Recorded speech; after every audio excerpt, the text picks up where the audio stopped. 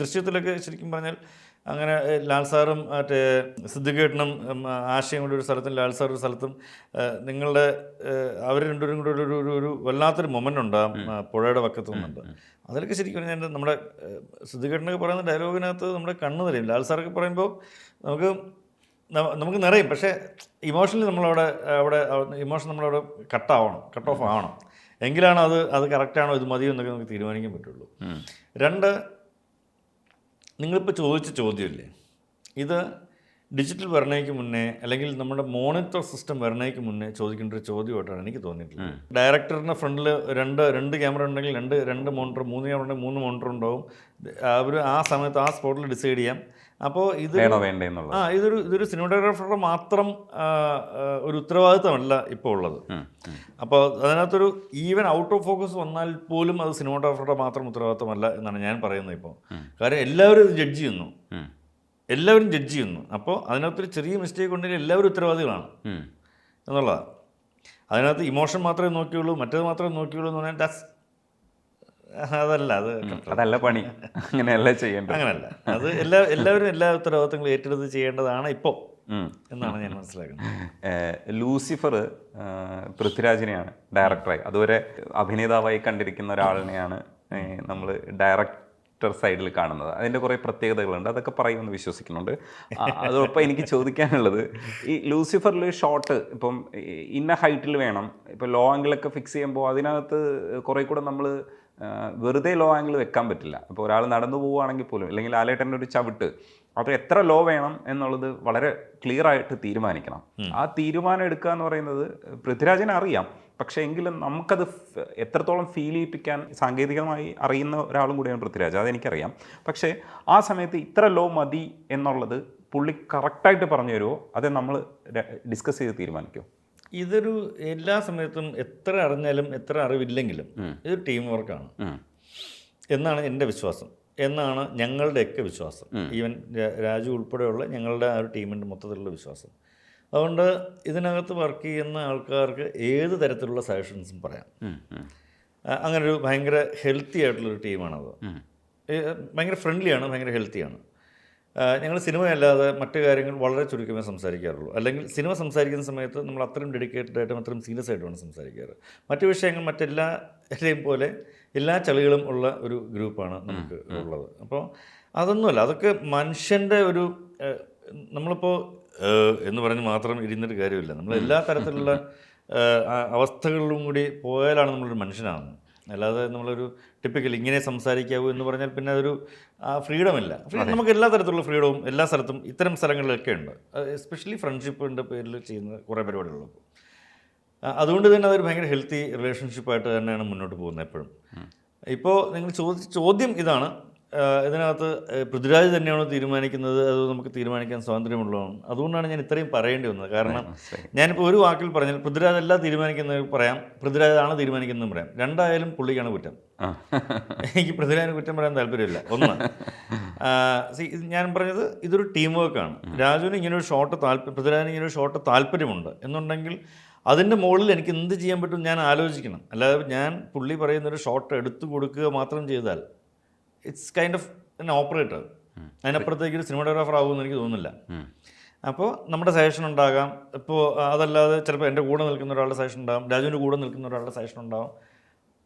ഇതെല്ലാം അംഗീകരിച്ച് ഇതിനകത്തൊരു ഫ്രെയിമിലേക്ക് വരികയാണ് ഇപ്പോൾ ചെയ്തുകൊണ്ടിരിക്കുന്നത്.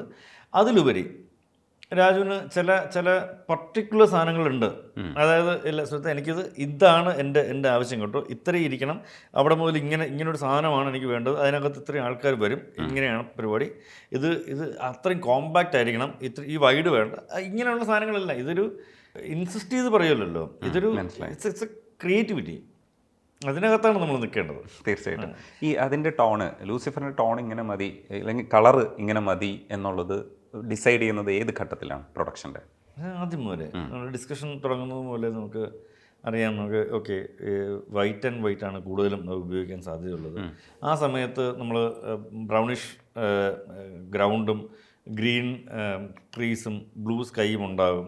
ഇതിനെ ഏത് തരത്തിലാണ് മാനിപ്പുലേറ്റ് ചെയ്യേണ്ടത്? അങ്ങനെയാണെങ്കിൽ ഇതിനകത്ത് ഇത്തരം കാര്യങ്ങളുടെ ഒരു ഘട്ടം ഏത് വരെയാണ് നമുക്ക് കൊണ്ടുപോകേണ്ടത്, ഇൻറ്റീരിയർ ചെയ്യുമ്പോഴത്തേക്കും ഇതിനെ കോമ്പൻസേറ്റ് ചെയ്ത് നമുക്ക് എന്ത് ചെയ്യാൻ പറ്റും, അത് ഇതിനോട് മേർജ് ചെയ്ത് നിൽക്കണമോ, ഇനി വില്ലൻ അല്ലെങ്കിൽ അങ്ങനെ ഒരു കക്ഷി വരുമ്പോൾ അതിൻ്റെ കൂടെ നിർത്തണമോ അതോ വേറിട്ട് നിർത്തണമോ, ഇങ്ങനെയുള്ള ഡിസ്കഷൻസൊക്കെ നമുക്ക് ഇതിൻ്റെ പ്രീ പ്രൊഡക്ഷനിലായിരിക്കും സംഭവിക്കുന്നത്, ലൊക്കേഷനിൽ വന്നിട്ടല്ല. തീർച്ചയായിട്ടും അതിനനുസരിച്ചൊരു ഗ്രേഡ് ചെയ്യാൻ പാകത്തിനായിരിക്കും നമ്മുടെ എല്ലാ ലൈറ്റിംഗ് ഉൾപ്പെടെ, ഷൂട്ട് ഉൾപ്പെടെ, ലെൻസ് നമ്മൾ സെലക്ട് ചെയ്യുന്ന ഉൾപ്പെടെ. ലെൻസ് നമ്മൾ സെലക്ട് ചെയ്യുമ്പോൾ അതിനകത്ത് സ്ലൈറ്റ്ലി സോഫ്റ്റ്വെയർ ഇമേജസ് നമുക്ക് ക്യാപ്ചർ ചെയ്യുന്ന ലെൻസസ് ഉണ്ട്, ഭയങ്കര ഷാർപ്പർ ഇമേജസ് ക്യാപ്ചർ ചെയ്യുന്ന ലെൻസസ് ഉണ്ട്, ക്യാമറാസ് അങ്ങനെയുണ്ട്. സോ ഇത്തരം കാര്യങ്ങൾ നമ്മൾ ഡിസൈഡ് ചെയ്യുന്നത് പോലും ഇത്തരം ഡിസ്കഷൻസ് ഒക്കെ കഴിഞ്ഞിട്ടായിരിക്കും. ഈ എന്തായാലും ലൂസിഫറിനെ കുറിച്ച് ചോദിക്കുമ്പോൾ അതിനെ തുടർന്ന് വരുന്നൊരു ചോദ്യമാണ്, ഒഴിവാക്കാൻ പറ്റാത്ത ചോദ്യമാണ്, എമ്പുരാൻ എന്താണ് അവസ്ഥ, എന്തൊക്കെ പറയാൻ പറ്റുക? എമ്പുരാനെ കുറിച്ച് ഷൂട്ട് നടക്കുന്നു എന്ന് പറയാൻ പറ്റും. ഷൂട്ട് നടക്കുന്നു. ലൂസിഫർ പോലെ വളരെ ചെറിയൊരു സിനിമയാണ് എമ്പുരാൻ എന്നും പറയാം. ലൂസിഫർ പോലെ ഒരു ചെറിയ സിനിമയല്ല എമ്പുരാൻ, അത് ഞങ്ങൾക്കറിയാം. എത്ര ഹൈയിലായിരിക്കും വരുന്നത് എന്നുള്ളത് അറിഞ്ഞുകൂടാ.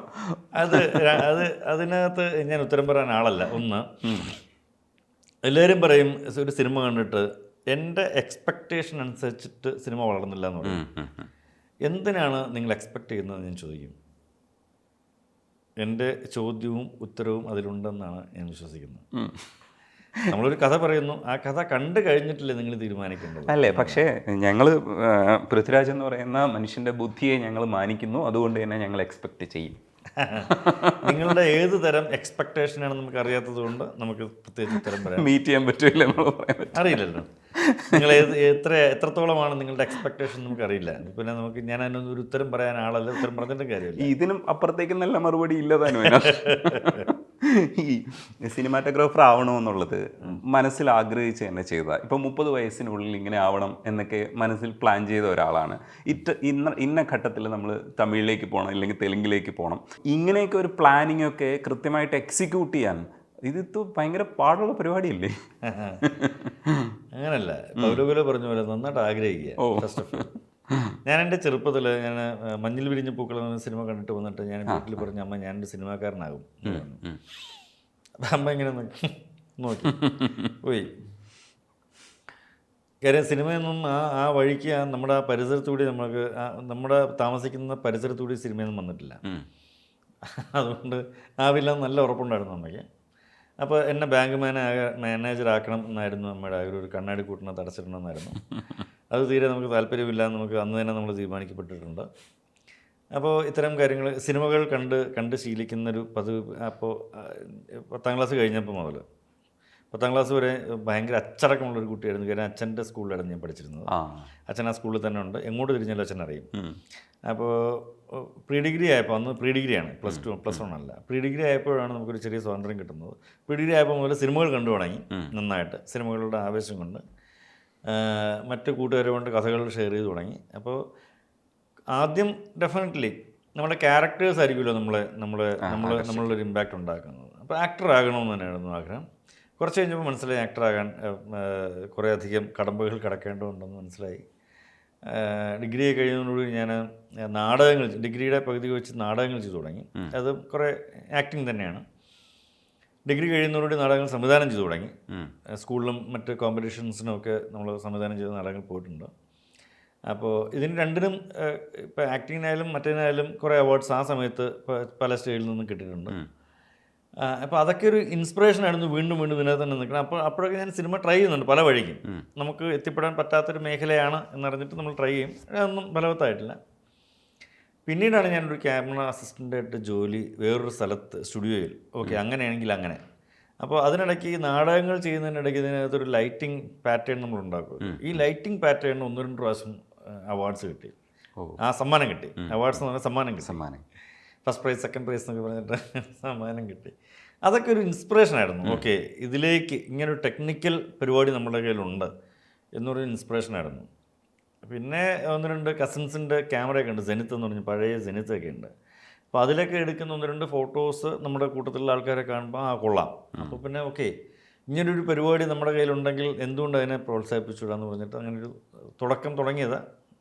പക്ഷേ അതിൽ തന്നെ സ്റ്റിക്ക് ഓൺ ചെയ്തു, അതുകൊണ്ട് നന്നായി.